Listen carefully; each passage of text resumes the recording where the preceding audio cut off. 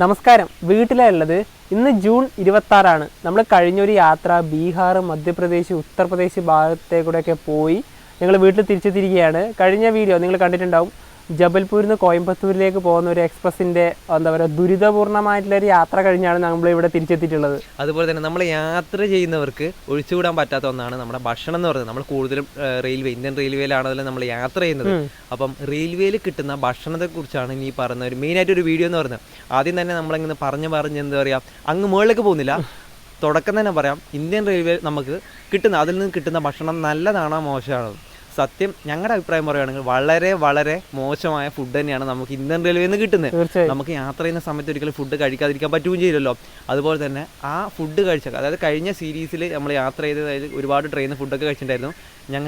ഞങ്ങൾക്കല്ല, എനിക്ക് നല്ല 8ന്റെ പണിയാണ് കിട്ടിയത്. അപ്പം അതിൻ്റെയൊക്കെ കാര്യങ്ങൾ വഴിയെ പറയുന്നതായിരിക്കും. ഞാനിപ്പോൾ നേരെ നമ്മൾ രണ്ടുപേരും പോകുന്നത് പയ്യന്നൂരേക്കാണ്, നമ്മുടെ ആശുപത്രിയിലേക്ക്. കാരണം അത് അവിടെ പോയി പറയണം. കാരണം എന്തൊക്കെയോ ഇഷ്യൂസൊക്കെ നവീന് വന്നിട്ടുണ്ട്. ഇതിന് മുന്നേയും ഫുഡ് കഴിച്ചിട്ട് ഇതേ പ്രോബ്ലമൊക്കെ വന്നിട്ടുണ്ടായിരുന്നു. അതെന്താണ് നമുക്കൊന്ന് ചെക്ക് ചെയ്യണമല്ലോ. അതുപോലെ തന്നെ എന്താ പറയുക, നമ്മൾ ഈ ഒരു കഴിഞ്ഞൊരു നമ്മൾ ജബൽപൂർ കോയമ്പത്തൂർ എക്സ്പ്രസ്സിൽ ഇവിടെ വന്നിറങ്ങുന്നത് കുറച്ച് ദിവസങ്ങൾക്ക് മുന്നെയാണ്. കാരണം നമ്മൾ വീഡിയോ വരുന്നത് ഇപ്പോഴും അങ്ങനെ തന്നെയാണ്. അപ്പം ഈ ഒരു സമയത്ത് നമ്മൾ വീണൊരു യാത്ര പ്ലാൻ ചെയ്തതാണ്. ഈ ഒരു പ്രശ്നം കൊണ്ട് ആ യാത്രയൊക്കെ ക്യാൻസൽ ചെയ്ത് അത് പോയിട്ടുണ്ട്. അപ്പോൾ എന്താ പറയുക, സമയം വഹിക്കേണ്ട നേരെ പയ്യന്നൂർ. നമ്മുടെ ഇവിടുത്തെ കിണറൊക്കെ ഇങ്ങനെയാണ്. നല്ല മഴയാണല്ലോ, വെള്ളമൊക്കെ നല്ല രീതിയിൽ വന്നു. നമുക്ക് ഇതൊക്കെ ജസ്റ്റ് ഇതിൻ്റെ അകത്തേക്ക് ഇങ്ങനെ ഇട്ടിട്ടുണ്ട്. ഇതാ ഇങ്ങനെ പെട്ടെന്ന് തന്നെ കോരിയെടുക്കാം, വലിയ ബുദ്ധിമുട്ടൊന്നുമില്ല. അതുപോലെ തന്നെ തൊട്ട് ഇവിടെ തന്നെ ആയിട്ട് ചെറിയൊരു വാട്ടർഫാൾ ഉണ്ട്. നമ്മളെ ചെറുപ്പകാലത്തുണ്ടല്ലോ ഇവിടെയൊക്കെ വന്നിട്ട് എത്ര നല്ല രീതിയിലാണ് കുളിച്ചിട്ടുള്ളതെന്ന് അറിയാം. നല്ല രസമല്ലേ? ഇതൊക്കെ ഒരു മഴ സമയത്തെല്ലാം ഇതൊക്കെ ഇപ്പോൾ കാണുമ്പോഴല്ല, ഒരു പഴയ കാലത്താണ് നമ്മൾ ഓർക്കുന്നത്. അങ്ങ് അവിടെ ഒരു കുളമുണ്ട്, അതുവഴി ഇങ്ങനെ ഒഴുകി വരുന്ന വെള്ളമായത്. വേറെ തന്നെ ഒരു പഴയ നവീൻ്റെ എല്ലാം പഴയ കാലത്ത് ഓർമ്മ വരുന്നല്ലേ നവീ? കല്ലെല്ലാം എടുത്തിട്ട് ഇവിടെ സംഭവം കെട്ടി നല്ല രീതിയിൽ നിന്ന ഒരു സ്ഥലമായിരുന്നു. ഇവിടെ നമ്മൾ കല്ല് വെച്ചിട്ട് ഈ വെള്ളത്തിനിവിടെ തടഞ്ഞു നിർത്തും, എന്നിട്ട് അങ്ങ് അവിടുന്ന് കുളിക്കും. പിന്നെ അവിടെ ഒരു കുളമുണ്ട് കേട്ടോ, അതിലൊക്കെ നല്ല രീതിയിൽ വെള്ളമുണ്ട്. വലിയ മഴ പെയ്യുന്നതിന് മുന്നേ തന്നെ നമുക്ക് പോയേക്കാം. റെയിൻ കോട്ടൊക്കെ ഉണ്ട്, പക്ഷെ അത് ഇടേണ്ട ആവശ്യം വരും തോന്നില്ല അല്ലേ? വീഡിയോയുടെ മെയിൻ കാര്യം പറഞ്ഞില്ല, അതൊക്കെ നമ്മളെ യാത്രക്കിടയിൽ തന്നെ നമുക്ക് പറയാം. തീർച്ചയായും. നമ്മളിപ്പോൾ പയ്യന്നൂരിലേക്ക് പോകുന്ന വഴിയിൽ മുക്കട എന്ന് പറഞ്ഞിട്ടൊരു സ്ഥലത്തെത്തിയിരിക്കുകയാണ്. ഇതാണ് കാര്യങ്കോട് പുഴ അല്ലെങ്കിൽ തേജസ്വിനി പുഴ, രണ്ടുപേരിലും ഇതിനറിയപ്പെടുന്നുണ്ട്. കാസർഗോഡ് ജില്ലയിലത്തെ 2ാമത്തെ വലിയ നദിയാണിത്. ഇത് കർണാടകയിൽ നിന്നാണ് ഉത്ഭവിക്കുന്നത്. എന്നിട്ട് നമ്മുടെ ഈ ഒരു ഭാഗത്തേക്കൂടെയൊക്കെ ഒഴുകി പോകുന്നു. കണ്ണൂർ ജില്ലയിലെ ചെറുപുഴ പുളിങ്ങോം ഭാഗത്തേക്കൂടെയൊക്കെ ഒഴുകുന്നുണ്ട്. അത് നമുക്ക് ഈ വീടിൻ്റെ അവസാന ഭാഗത്ത് കാണാം. നല്ല രീതിയിൽ തന്നെ വെള്ളമുണ്ട്. ഞങ്ങളിപ്പോൾ ചീമേനി എന്ന് പറഞ്ഞിട്ടുള്ളൊരു സ്ഥലത്തെത്തിയിരിക്കുകയാണേ. ഇവിടെ കണ്ടാ എന്താ പച്ചപ്പ് എന്ന് പറയാം. നല്ലൊരു പാറ പ്രദേശമാണ്. അവിടെ നമ്മുടെ വണ്ടി ഇതാ ഇവിടെ പാർക്ക് ചെയ്തിട്ടുണ്ട്. നല്ല മഴയും ചെറുതായിട്ട് പെയ്യുന്നുണ്ട്. പക്ഷെ നമുക്ക് വേറെ നല്ല സ്പോട്ട് കിട്ടണ്ടേ? നല്ല അടിപൊളി സ്ഥലമാണ് പോകുന്ന വഴി. അതുപോലെ തന്നെ നേരത്തെ ഉണ്ടല്ലോ ഒരു മെയ് മാസമൊക്കെ ഭയങ്കരമായിട്ട് വരണ്ട് കിടക്കുന്ന ഒരു സ്ഥലമാണ്. ഒരു ജൂൺ ജൂലൈ മാസത്തിൽ എന്തായാലും നല്ല രീതിയിൽ തന്നെ ആയിരിക്കുമല്ലോ പച്ചപ്പ്. തീർച്ചയായും. ഇനിയിപ്പോൾ നമ്മുടെ വീഡിയോൻ്റെ മെയിൻ ഭാഗം എന്താണ് നമുക്ക് ശരിക്കും പറ്റിയത് അതറിയണ്ടേ? ഇനി നമ്മൾ ഈ പറഞ്ഞ വീഡിയോൻ്റെ മെയിൻ ആയിട്ടുള്ള കാര്യത്തിലേക്ക് വരാം. നമ്മൾ കൂടുതലും ഇന്ത്യൻ റെയിൽവേൻ്റെ വ്യത്യസ്തമായ റെയിൽ റൂട്ടുകളിലും അതുപോലെ തന്നെ വ്യത്യസ്തമായ ട്രെയിനിലുമാണ് യാത്ര ചെയ്യുന്നത്. അപ്പോൾ യാത്ര ചെയ്യുന്ന സമയം നമ്മൾ കൂടുതലായും ട്രെയിനിൽ നിന്ന് കിട്ടുന്ന ഫുഡാണ്. ട്രെയിൻ എന്ന് വെച്ചാൽ നമ്മൾ കൂടുതലും റെയിൽവേ സ്റ്റേഷനിൽ നിന്ന് കിട്ടുന്ന ഫുഡുകൾ പരമാവധി കേരളത്തിൽ നിന്ന് മാത്രമാണ് കഴിക്കാറുള്ളത്. കേരളം വിട്ട് കഴിഞ്ഞാൽ നമ്മൾ കൂടുതലും കഴിക്കുന്നത് എന്താ പറയുക, ട്രെയിനിൽ നിന്ന് കിട്ടുന്ന ഫുഡ് തന്നെയാണ്. ഈ ഓരോ ദീർഘദൂര ട്രെയിനിൻ്റെ പാൻട്രി കോച്ചുകൾ ശരിക്കും പറഞ്ഞാൽ വളരെയധികം വൃത്തിഹീനമെന്ന് പറയാം.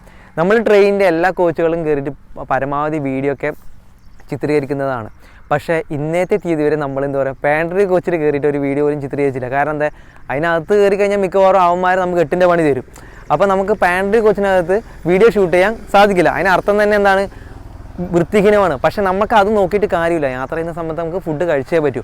അപ്പം ഇങ്ങനെ യാത്ര ചെയ്യുന്ന സമയത്തും ഈ പറയുന്ന പോലെ നമ്മൾ ജബൽപൂർ കോയമ്പത്തൂർ വണ്ടിക്കൊക്കെ നമുക്ക് ഫുഡ് കിട്ടാൻ ഭയങ്കര ബുദ്ധിമുട്ടായിരുന്നു. അപ്പോൾ റെയിൽവേ സ്റ്റേഷനിലെത്താൻ ഈ പറഞ്ഞ പോലെ നമ്മൾ ബുസവാൽ ഈ പനവേലൊക്കെ എത്തുന്ന സമയത്ത് നമ്മൾ വടാപ്പാവ് അവിടെ കിട്ടുന്ന അതേപോലത്തെ ഫുഡൊക്കെ കഴിക്കുന്നത്. പക്ഷേ അതൊക്കെ എത്ര ഹൈജീനാണെന്ന് നമ്മൾ നോക്കുന്നില്ല. ആ ഒരു വിശപ്പിൻ്റെ സമയത്ത് കഴിച്ചു കഴിഞ്ഞ് നമ്മൾ നാട്ടിലെത്തിയ സമയത്താണ് നമുക്ക് ഇതുപോലെ ആരോഗ്യപരമായ പ്രശ്നങ്ങൾ വരുന്നത്. ഈ വല്ലപ്പോഴും ഈ പറഞ്ഞ യാത്രകളൊക്കെ പോകുന്നവർക്ക് ഇടയ്ക്ക് എന്ത് കഴിച്ചാലും ചിലപ്പം അത് ബുദ്ധിമുട്ടാവണമെന്നില്ല. പക്ഷെ നമ്മൾ കണ്ടിന്യൂസ് ആയിട്ട് എപ്പോഴും ട്രാവൽ ചെയ്യുന്ന ആൾക്കാരാണ്. അപ്പോൾ നല്ല രീതിയിൽ തന്നെ നമുക്കത് വിഷയങ്ങൾ വരുന്നുണ്ട്. ഓരോ യാത്ര കഴിഞ്ഞ് വരുമ്പം അതിൻ്റേതായ വിഷയങ്ങളൊക്കെ ഇടയ്ക്കിടയ്ക്ക് ഉണ്ടാവാറുണ്ട്. പക്ഷെ കാര്യമായിട്ട് നമ്മളതിനെ ഗൗനിക്കാറില്ല. പക്ഷേ പ്രശ്നം ഗുരുതരമാകുമ്പോഴാണ് നമുക്ക് അതിൻ്റെ ബുദ്ധിമുട്ട് മനസ്സിലാക്കുന്നത്. ഇപ്പോൾ നമ്മളെന്താ പറയുക, ട്രെയിനിലത്തെ കാര്യം പറഞ്ഞു. ഇപ്പോൾ 2 ദിവസം മുന്നേ നമ്മുടെ ഷൊർണൂരിൽ എന്തോ ഒരു വിഷയം ഉണ്ടായെന്ന് പറഞ്ഞു. ഫുഡ് എന്തോ നമ്മുടെ ഉഴുന്നുവടയിൽ എന്തോ ഉണ്ടാക്കിയ ഒരു വിഷം എന്ന് പറഞ്ഞത്. പക്ഷേ എനിക്കൊന്ന് കേരളത്തിലത്തെ ഫുഡ് ഒരു പരിധിവരെ നമുക്ക് നല്ല രീതിയിൽ നമുക്ക് കിട്ടുന്നുണ്ട്. അധികം വൃത്തിഹീനം എന്നൊക്കെ പറയാൻ പറ്റില്ല. പക്ഷേ മുകളിലോട്ട് പോയി കഴിഞ്ഞാൽ നമുക്ക് കഴിക്കാൻ പറ്റാത്ത അവസ്ഥ വരും. അപ്പം പലപ്പോഴും ഞങ്ങൾക്ക് മെസ്സേജ് അയക്കുന്നവരെ ഞാൻ പറഞ്ഞു, നിങ്ങൾ ലോങ് യാത്രയ്ക്ക് പോകുമ്പോൾ മാക്സിമം എന്തെങ്കിലും കൊണ്ടുപോകുന്നതായിരിക്കും നല്ലത്. ഫുഡൊക്കെ നമ്മൾ ഈ ചപ്പാത്തിയൊക്കെ പാക്ക് ആക്കിയിട്ട് കൊണ്ടുപോകുന്നതായിരിക്കും നല്ലതെന്ന് പറയും. അതുപോലെ തന്നെ നിങ്ങൾ ചിന്തിക്കുന്നുണ്ടാവും, നിങ്ങൾക്ക് എന്തേ IRCTC ഫുഡ് വഴി ഓർഡർ ചെയ്ത് നിങ്ങൾക്ക് വാങ്ങാൻ പാടില്ലെന്ന്. ഞങ്ങൾക്ക് ഒരു തവണ ഗുജറാത്തിൽ ഫുഡ് ഓർഡർ ചെയ്തിട്ടുണ്ടായിരുന്നു, സുരേന്ദ്രനഗർ വെച്ചിട്ട്. കിട്ടിയ ഫുഡ് ഞങ്ങൾക്ക് വായിൽ വെക്കാൻ പോലും കൊള്ളാത്ത ഫുഡായിരുന്നു. അപ്പം അതും വലിയ എന്താ പറയുക, അത്രയ്ക്ക് നല്ലതെന്ന് പറയാൻ പറ്റില്ല. നമ്മൾ ബുക്ക് ചെയ്താലും കോസ്റ്റ്ലി ആണ്, അതുപോലെ തന്നെ കിട്ടുന്ന ഫുഡിൻ്റെ ടേസ്റ്റ് നമുക്ക് പറയാൻ പറ്റില്ലല്ലോ. അപ്പം ഏത് സമയത്ത് വേണമെങ്കിൽ നമുക്ക് പണി കിട്ടാം. പിന്നെ അതുപോലെ തന്നെ നമ്മൾ ഓരോ സ്ഥലങ്ങൾ എക്സ്പ്ലോർ ചെയ്യുന്ന ആൾക്കാരും കൂടിയാണ്. അപ്പോൾ ഓരോ സ്ഥലത്ത് എത്തിക്കഴിഞ്ഞാൽ നിങ്ങളെന്താ അവിടുത്തെ പ്രാദേശികമായ ഫുഡ് എന്താണ് എക്സ്പ്ലോർ ചെയ്യാത്തത് സുഹൃത്തുക്കളെ എന്ന് വെച്ചിട്ട് ഒരുപാട് കമൻറ്റ് വരാറുണ്ട്. ഞങ്ങൾ ഇടയ്ക്കിടയ്ക്ക് ഇപ്പോൾ വാരണാസിയിൽ ഇതിനിടെ പോയി ഫുഡ് നമ്മൾ വീഡിയോയിൽ കാണിച്ചില്ലെങ്കിൽ ഞങ്ങൾ അവിടെ നിന്ന് ലസ്സിയൊക്കെ കഴിച്ചിട്ടുണ്ടായിരുന്നു. അതും എനിക്ക് തോന്നുന്നു സ്ട്രീറ്റ് ഫുഡ് നമ്മുടെ നോർത്ത് ഇന്ത്യയിൽ പോയി കഴിഞ്ഞാൽ വളരെയധികം എന്താ പറയുക വൃത്തിഹീനമെന്ന് പറയാം. അവർ നല്ല പൈസ ഉണ്ടാകും, ചിലപ്പോൾ ടേസ്റ്റൊക്കെ ഉണ്ടാകും, പക്ഷേ വൃത്തിഹീനമെന്ന് പറയാം. നമുക്ക് പറയേണ്ടത് ഓപ്പണായിട്ട് തന്നെ പറയണമല്ലോ.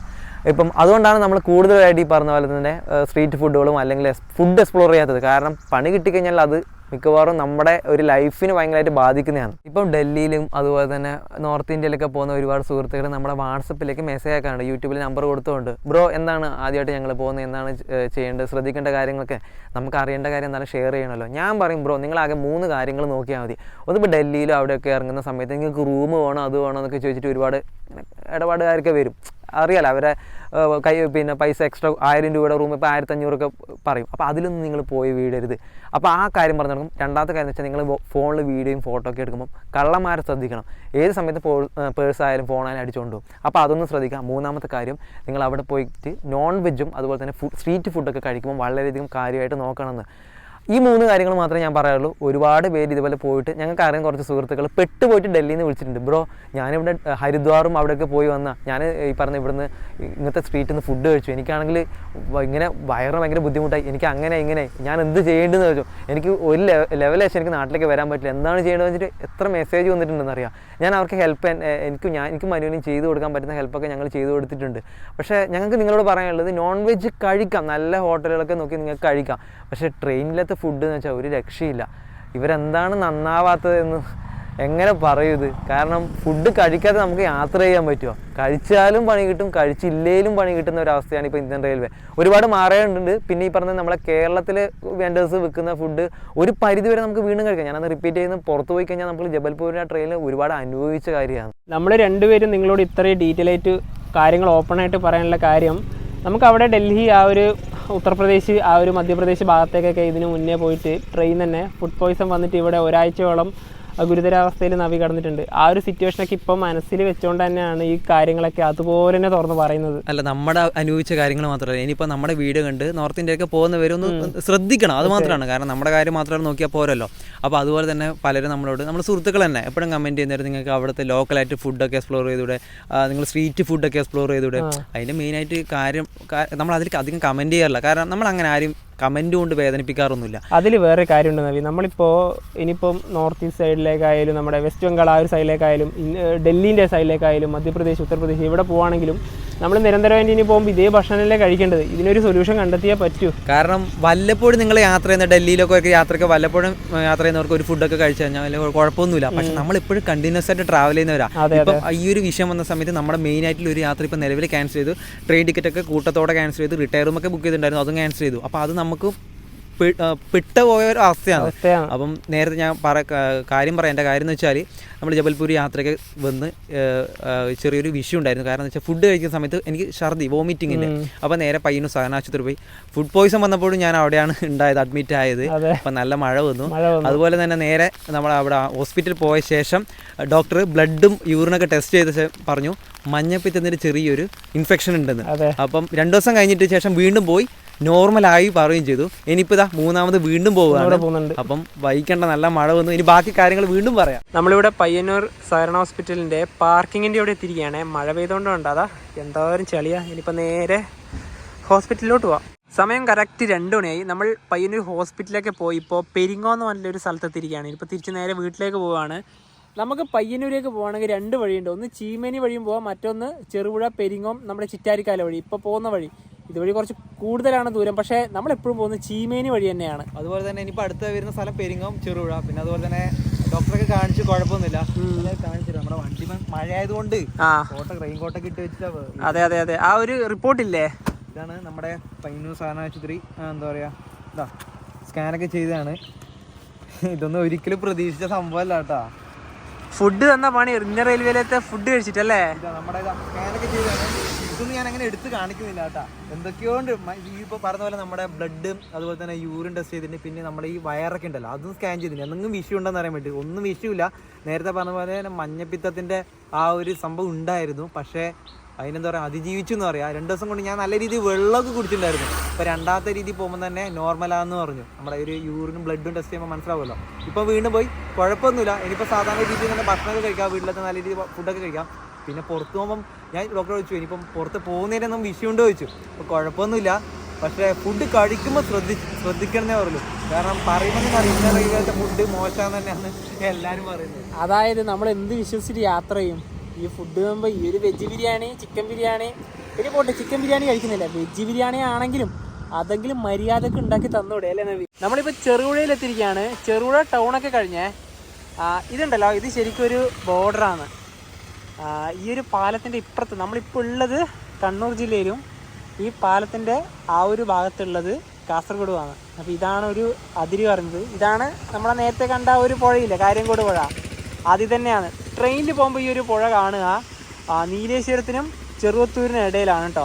അതുപോലെ തന്നെ ഇത് 60 കിലോമീറ്ററിലധികം ഈ ഒരു നദി ഒഴുകുന്നുണ്ട്. കർണാടകയിൽ നിന്നാണ് ഉത്ഭവിക്കുന്നത്, നേരത്തെ പറഞ്ഞല്ലോ. അതുപോലെ തന്നെ ഇത് അവിടെ ഈ റോഡ് നേരെ പുളിങ്ങോം കോഴിച്ചാൽ ഭാഗത്തേക്കാണ്. നേരെ പുളിങ്ങോം എന്നുള്ളൊരു റോഡൊക്കെ കണ്ട, ഇത് നേരെ ചിറ്റാരിക്കാല്, നർക്കലക്കാട്, വെള്ളരിക്കുണ്ട്. അതുപോലെ തന്നെ ഈ ഒരു കാര്യംകോട് പുഴയിൽ ആ പുളിങ്ങോം ഭാഗത്തൊക്കെ ധാരാളമായിട്ട് റിവർ റാഫ്റ്റിംഗ് ഒക്കെ ഉണ്ട്. നല്ല രീതിയിൽ തന്നെ വെള്ളം ഒഴുകി പോകുന്നുണ്ട്. നമ്മുടെ വീട്ടിലേക്ക് ഏകദേശം ഒരു 2.5 കിലോമീറ്ററും കൂടി ഉണ്ടാവുള്ളൂ. പോകുന്ന വഴിക്കന്നെ കണ്ടതാ വെള്ളം അങ്ങ് മുകളിൽ നിന്ന് ഒഴുകി വരികയാണ്. ഇങ്ങനെ വന്ന് അതുവഴി അങ്ങ് ഒഴുകിപ്പോവും. അടിപൊളിയാണ്. നമുക്ക് വണ്ടിയൊക്കെ ജസ്റ്റ് ഇവിടുന്ന് വേണമെങ്കിൽ ജസ്റ്റ് കഴുകിയിട്ടൊക്കെ പോവാണെങ്കിൽ നല്ലതായിരിക്കും. നല്ല വെള്ളം കേട്ടോ, അങ്ങ് അവിടുന്ന് ഒഴുകി വരിക.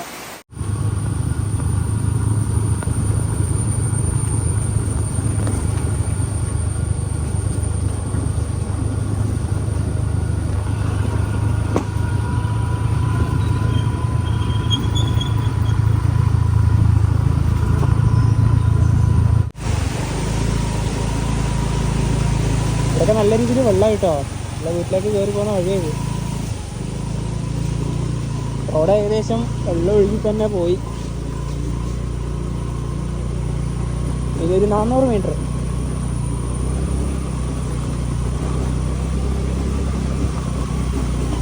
സ്ലിപ്പാവുന്നുണ്ട് നല്ല രീതിയിൽ, സ്കൂട്ടറും കൂടെ അല്ലേ.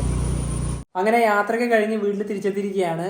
ഇന്ന് കണ്ണൂരും കാസർഗോഡ് ജില്ലയിലും ഉണ്ടല്ലോ നല്ല അടിപൊളി മഴ തന്നെ ഉണ്ടായത്. നിർത്താത്ത ഒരു മഴയായിരുന്നു. പിന്നെ ഇന്നൊരു ആശുപത്രി യാത്ര തന്നെയായിരുന്നു. ഈ ഒരു കാര്യം ഉണ്ടല്ലോ, നിങ്ങളിലേക്ക് പറഞ്ഞിട്ടില്ലെങ്കിൽ അത് മറ്റൊരു വിഷയം. കാരണം നമ്മൾക്ക് വേണമെങ്കിൽ നിങ്ങളോട് ഷെയർ ചെയ്തിരിക്കും ഇങ്ങനത്തെ ഒരു വിഷയം വന്നത്. ആശുപത്രിയിൽ പോയി മരുന്ന് കഴിച്ച് അടുത്ത യാത്ര തുടരാം. പക്ഷെ അന്നേരം വീണ്ടും ഓരോ ചിലപ്പോൾ നിങ്ങൾ കമന്റ് ചെയ്യും, ഓരോ നമ്മൾ അറിയാത്തവര്. അപ്പൊ അത് പറഞ്ഞാൽ മാത്രമല്ല നിങ്ങൾക്ക് അറിയുള്ളൂ. അതായത് നിങ്ങളിപ്പോ സ്ട്രീറ്റ് ഫുഡൊക്കെ എക്സ്പ്ലോർ ചെയ്യുക, ഫുഡ് അതായത് നിങ്ങൾ പോകുന്ന സ്ഥലത്ത് തന്നെ ഫുഡ് മാക്സിമം എക്സ്പ്ലോർ ചെയ്ത് വീഡിയോ എടുക്കുക. അത് മെയിനായിട്ട് ഞങ്ങൾ ഈ ഒരു കാര്യം കൊണ്ട് തന്നെയാണ് മെയിനായിട്ട് പോയി ചെയ്യാത്തത്. അല്ല, ഫുഡ് ബ്ലോഗ് ചെയ്യുന്ന ഒരുപാട് ആൾക്കാരുണ്ട്. അവരെന്ന് വെച്ചാൽ ഇങ്ങനെ സ്ട്രീറ്റ് ഫുഡ് എന്ന് വെച്ചപ്പം കുറച്ച് എന്താ പറയാ, ഒരു ഡേഞ്ചർ ആണത്.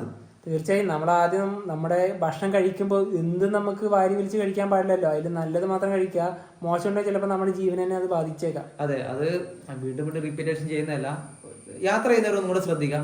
നമുക്ക് എന്തായാലും ഒരു അനുഭവം വന്നു. ഇനിയിപ്പോൾ എന്തായാലും നമ്മുടെ യാത്രയൊന്നും മുടങ്ങാൻ പോകുന്നില്ല. ഇനിയും വരും, ട്രെയിൻ യാത്ര വരും. എന്തായാലും അതുവരെ നമ്മുടെ മൺസൂൺ സമയമാണ്, മഴക്കാലമാണ്. നമ്മുടെ നാട്ടിലത്തെ കുറച്ച് ചുറ്റുപാടത്തെ കുറച്ച് വീഡിയോസ് ഒക്കെ അതിന് ഇനി വരാൻ വേണ്ടി പോകുന്നത്. കാരണം ഒരു വലിയൊരു യാത്ര മുടങ്ങിപ്പോയതിന്റെ ഒരു വിഷമമുണ്ട്. പെട്ടെന്ന് ഇനി ട്രെയിനിൽ നിന്ന് ടിക്കറ്റ് കിട്ടുമല്ലോ. അപ്പൊ അത് കഴിഞ്ഞ ഉടനെ തന്നെ നമ്മൾ എന്തായാലും മറ്റൊരു യാത്ര പോകുന്നതായിരിക്കും. അപ്പം ഇനി ഫുഡൊക്കെ കുറച്ച് നോക്കി കഴിക്കാം. അതുപോലെ തന്നെ പരമാവധി സ്ട്രീറ്റ് ഫുഡ് ഞങ്ങൾ ഒഴിവാക്കാൻ പോയത്. അതുപോലെ തന്നെ കുറച്ച് സ്റ്റാൻഡേർഡ് ഹോട്ടൽ കഴിച്ചാൽ പിന്നെ നമുക്ക് പിന്നെ ഒരു സേഫ് സുരക്ഷ എന്ന് പറയാം. അല്ല ഞങ്ങൾക്ക് ഇപ്പോഴും നമുക്കൊരു ഇത് കിട്ടിയിട്ടില്ല. കാരണം ട്രെയിനിൽ പോകുമ്പോ പാൻട്രി ഫുഡ് അല്ലാതെ പിന്നെ വേറെ എന്ത് ചെയ്യുന്നു? ഇപ്പൊ ലോങ് വണ്ടി കഴിഞ്ഞാൽ ഈ പാൻട്രി ഫുഡ് അല്ലാതെ ഫുഡ് ഓൺലൈൻ വഴി ഓർഡർ ചെയ്യാന്നല്ലാതെ വേറെ നിവൃത്തിയൊന്നും ഇല്ലല്ലോ. അതിലും ഒരു വിശ്വാസമില്ല. പിന്നെ വെണ്ടേഴ്സ് ആയിട്ടുള്ള കേരളം വിട്ട് കഴിഞ്ഞാൽ അവസ്ഥ അറിയാലോ, ഫുഡും കിട്ടൂല, അതെന്ത് ചെയ്യണമെന്ന് അറിയില്ല. പിന്നെ നിലവിൽ ഇപ്പൊ കേരളം യാത്ര ചെയ്യുന്ന സമയത്ത് ഇപ്പൊ തിരുവനന്തപുരത്ത് നിന്നായാലും നമ്മൾ ഫുഡ് കഴിച്ചാലും കൊല്ലം റെയിൽവേ സ്റ്റേഷൻ ആയാലും ഷൊർണൂരായാലും കോഴിക്കോട് കണ്ണൂർ എറണാകുളം എല്ലായിടത്തും ഫുഡ് വാങ്ങാം. അത് പിന്നെ നമുക്കൊരു ഹോപ്പ് ഉണ്ട്. കേരളം വിട്ട് കഴിഞ്ഞാൽ ഇത് ചെയ്യുന്ന അറിയില്ല. നോക്കട്ടെ, റെയിൽവേ എന്തെങ്കിലും നല്ലൊരു ഈ പാൻട്രി അതായത് റെയിൽവേ ഫുഡിൽ എന്തെങ്കിലും നല്ലൊരു മാറ്റം കൊണ്ടുവരുന്ന വിചാരിക്കാം. അപ്പൊ എന്താ പറയാ, പുതിയൊരു വീഡിയോ മറ്റൊരു ദിവസം കാണാം. ബൈ.